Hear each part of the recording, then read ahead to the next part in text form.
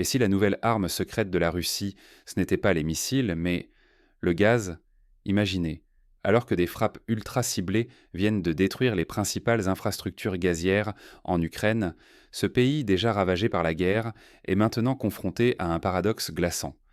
Privée d'une grande partie de sa propre production, l'Ukraine se voit condamnée à continuer d'acheter du gaz russe, même si cela revient à alimenter son adversaire. Près de 2 milliards d'euros doivent ainsi être transférés à Gazprom, via des intermédiaires européens. Ce n'est pas une simple question économique, c'est un jeu d'échecs géopolitique où chaque transaction renforce la main de Moscou et affaiblit la souveraineté de Kiev. La dépendance énergétique est désormais au cœur de la guerre. Les missiles russes ne se contentent non plus de frapper des cibles militaires. Ils ciblent l'avenir même de l'économie ukrainienne et imposent une pression inédite sur l'ensemble de l'Europe. Les coupures de courant, les pénuries de chauffage, les usines à l'arrêt, tout cela découle d'une stratégie où l'énergie devient une arme silencieuse mais redoutable. Ignorer ces dynamiques, c'est risquer de ne pas voir venir une nouvelle redistribution des cartes du pouvoir en Europe. L'énergie aujourd'hui pèse autant qu'un arsenal d'ogives. Mais comment l'Ukraine, autrefois grenier à gaz de l'Est, s'est-elle retrouvée prise au piège de cette dépendance mortelle? Comprenons ensemble comment on en est arrivé là. Pour saisir l'ampleur de cette transformation, il faut revenir sur les attaques ciblées et leurs conséquences immédiates sur le système gazier ukrainien. On croyait la guerre cantonnée aux champs de bataille, mais le vrai front se joue dans les pipelines et les centrales. En réalité, le gaz n'est plus une simple ressource, c'est une arme silencieuse capable de faire basculer le sort d'une nation entière. Pour comprendre cette guerre de l'énergie, il faut revenir sur l'histoire du gaz entre l'Ukraine, la Russie et l'Europe.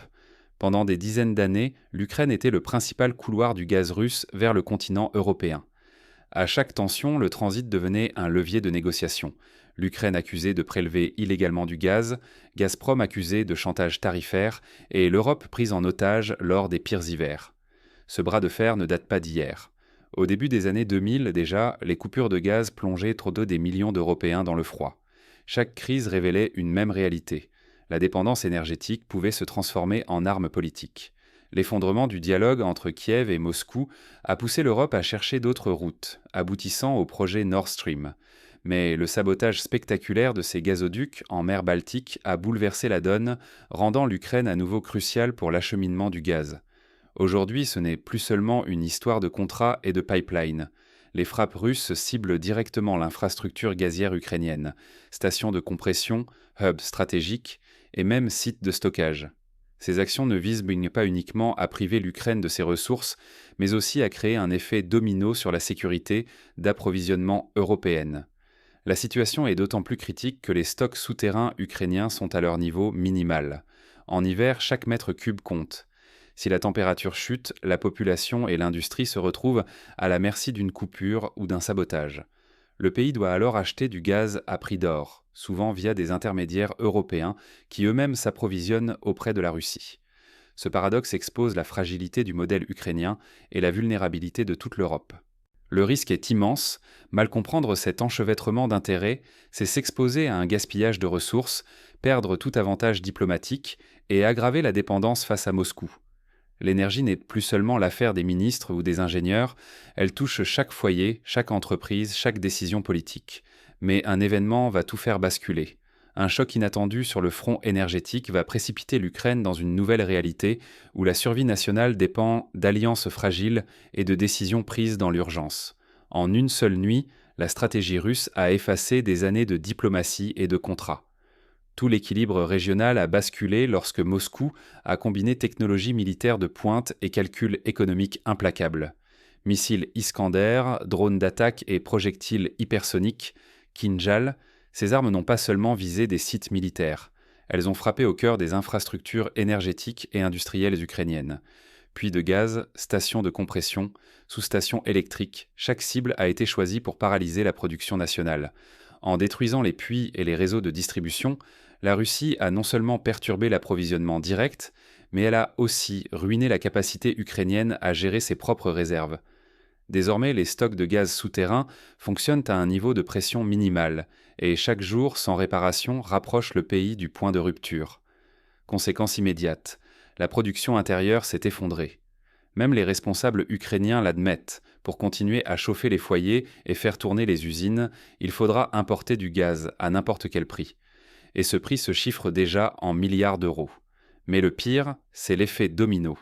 Chaque nouvelle frappe aggrave la dépendance ukrainienne au gaz importé, principalement reçu via la Hongrie et la Slovaquie. Or, ces deux pays restent eux-mêmes fortement tributaires du gaz russe. Résultat, l'Ukraine, même en guerre contre Moscou, se retrouve à acheter indirectement le même gaz à son adversaire. Chaque frappe russe coûte des millions d'euros, mais pour l'Ukraine, chaque minute sans énergie peut signifier la paralysie d'une ville entière. Les coupures de courant se multiplient, les industries s'arrêtent, le quotidien de millions de personnes est bouleversé. Ce basculement n'est pas qu'une question d'économie. Il dit la vulnérabilité d'un pays tout entier, soumis à une pression croissante. En quelques semaines, le levier militaire s'est transformé en arme économique massive, posant une menace qui dépasse largement les frontières ukrainiennes. Si cette stratégie continue, quelles seront les conséquences pour la suite de la guerre, mais aussi pour l'équilibre énergétique européen ? La question n'est plus seulement ukrainienne, chaque attaque résonne comme un avertissement pour toute l'Europe, qui découvre sa propre fragilité énergétique face à ce nouvel arsenal stratégique. Et si la Russie venait de verrouiller la survie énergétique de toute une région sans tirer un seul coup de feu supplémentaire? C'est exactement le piège qui s'est refermé sur l'Ukraine, et qui menace de s'étendre à toute l'Europe. Aujourd'hui, l'Ukraine se retrouve contrainte d'importer pas moins de 4 milliards de mètres cubes de gaz supplémentaires, en plein cœur de l'hiver.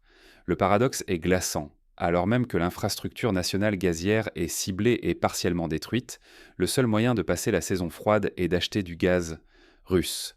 Mais plus surprenant encore, ce sont la Hongrie et la Slovaquie qui servent désormais d'intermédiaires, des relais essentiels dont la dépendance au gaz russe est totale. Ce jeu de miroir alimente un cercle vicieux. Chaque frappe stratégique réduit l'autonomie ukrainienne, accentue la pression sur les budgets et gonfle la facture énergétique. Les responsables ukrainiens l'admettent à demi-mot. Assurer la survie énergétique coûte désormais des milliards d'euros, une somme colossale pour une économie déjà fragilisée par la guerre. Et pour chaque euro dépensé, c'est un peu plus de levier accordé à Moscou. Mais le risque ne s'arrête pas aux frontières de l'Ukraine. L'Europe tout entière découvre sa propre vulnérabilité. Car plus l'Ukraine importe via ses voisins, plus les flux énergétiques deviennent tendus, plus les prix grimpent et la sécurité des approvisionnements se fragilise. Une nouvelle crise du gaz ou un brutal effet domino sur les marchés européens n'est plus une hypothèse lointaine. L'Union européenne fait donc face à une équation insoluble. Comment soutenir l'Ukraine, limiter l'influence russe et protéger ses propres citoyens d'une hausse des prix ou de potentielles pénuries? Derrière les chiffres, il y a une réalité simple.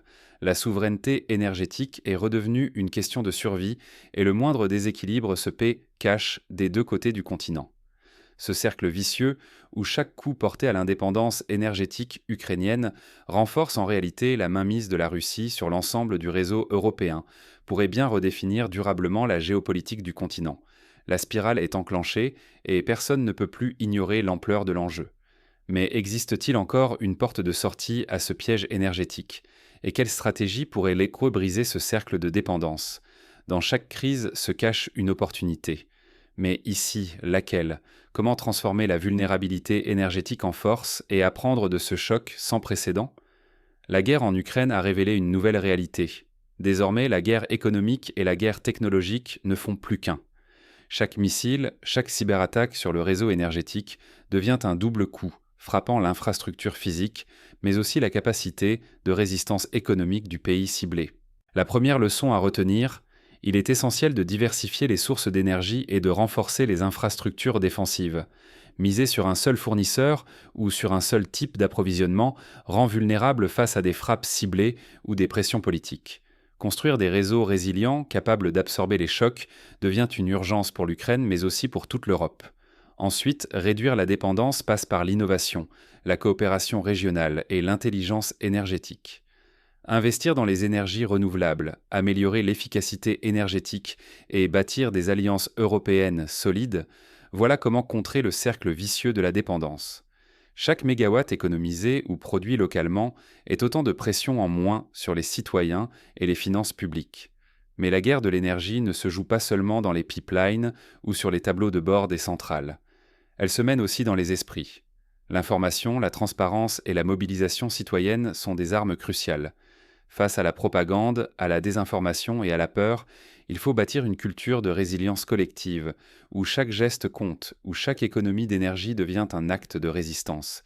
Car sans adaptation rapide, la prochaine crise pourrait être encore plus brutale, laissant l'Europe et l'Ukraine désarmées, exposées à de nouveaux chantages et à des coupures encore plus douloureuses. Cet épisode n'est pas seulement un avertissement, c'est un appel à agir, à inventer de nouveaux modèles de sécurité et de solidarité face à la guerre hybride. Mais si l'énergie est devenue une arme qui contrôle vraiment le pouvoir de la couper, et quelle stratégie pourrait inverser l'équilibre? Alors, la prochaine bataille de l'Europe se gagnera-t-elle dans les tranchées ou dans les réseaux de gaz? Cette question n'est plus seulement théorique. Elle façonne déjà la trajectoire politique, économique et même humanitaire de tout un continent. Les frappes stratégiques russes sur l'infrastructure gazière ukrainienne ont fait chavirer l'équilibre fragile du système énergétique européen. Chaque missile lancé, chaque sous-station détruite, ce n'est pas seulement une coupure de courant ou une usine à l'arrêt, c'est la transformation d'une guerre classique en guerre hybride. Désormais, la survie nationale dépend autant de la résilience des réseaux que de la bravoure des soldats. Ce bouleversement a des conséquences concrètes. L'Ukraine, privée de sa propre production, doit acheter du gaz russe, par l'intermédiaire de l'Europe. Un paradoxe douloureux où Kyiv, sous pression, envoie chaque année des milliards d'euros vers Moscou, alimentant malgré elle l'économie de son adversaire. Imaginez quelques instants, se battre sur le front tout en finançant indirectement la machine de guerre ennemie. Pour l'Europe, ne pas anticiper ce nouveau rapport de force, c'est risquer bien plus qu'une hausse de prix sur la facture d'énergie. C'est accepter la possibilité d'un prochain choc énergétique qui pourrait mettre à genoux des milliers d'entreprises, fermer des écoles, plonger des familles dans le froid. C'est aussi tenir pour acquis un approvisionnement dont la sécurité repose, de plus en plus, sur des équilibres politiques précaires. La situation de l'Ukraine est un miroir grossissant. Dans ce cercle vicieux, chaque attaque précipite un peu plus la dépendance énergétique. Chaque reconstruction coûte des milliards d'euros, chaque hiver devient un test de survie pour des millions de civils. La frontière entre la guerre militaire et la guerre de l'énergie s'estompe, et avec elle, celle entre la paix et la vulnérabilité. Peut-on se permettre d'attendre le prochain choc, ou faut-il repenser dès aujourd'hui notre rapport à l'énergie, à la solidarité européenne, à la défense de nos infrastructures vitales? Cette réalité brutale appelle à une prise de conscience collective. La sécurité ne se joue plus seulement sur les champs de bataille, mais au cœur même de nos foyers et de nos économies. Ne pas voir venir ce basculement, c'est accepter de le subir. Mais comprendre ce qui se joue aujourd'hui, c'est se donner une chance d'agir avant qu'il ne soit trop tard.